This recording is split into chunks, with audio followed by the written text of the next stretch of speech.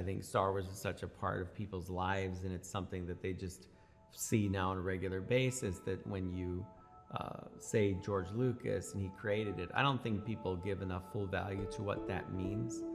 I like to think I do, but I worked with him, so I've seen him create it. I've seen the person that comes up with the lines and the dialogue and understands Anakin Skywalker and Luke Skywalker in a very deep level because those characters are a part of him. And for my part, joining Lucasfilm, I always respected that. I never felt that Star Wars was something that was mine. I felt privileged to be a part of telling the story. I felt grateful that I got to do it with George. Star Wars was a big influence on me because it came out in '77. I was born in '66. So I was right at the right age for that thing to hit. And I don't even remember seeing a commercial. I remember seeing like a picture in the newspaper, like the New York Post or something, about the movie. And it was after it was out already, and it was like, this looks pretty cool. And I went to see it, and then it was just like, it just pinned my ears back just looking at that thing, and I was just mouth agape.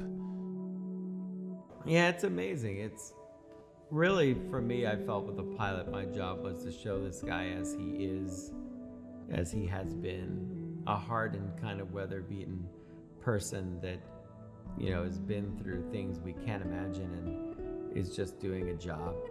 And his job is hunting down beings and turning them in. The consequences of that, the morality of it, I get paid, and the pilot slowly chips away at that idea, especially when he meets the Ugnaught.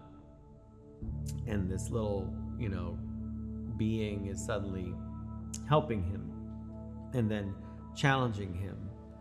And I think it starts to make the gears in Mando's head wonder, what am I doing here and where is my line? I've lost this idea of, being a mercenary or being a person.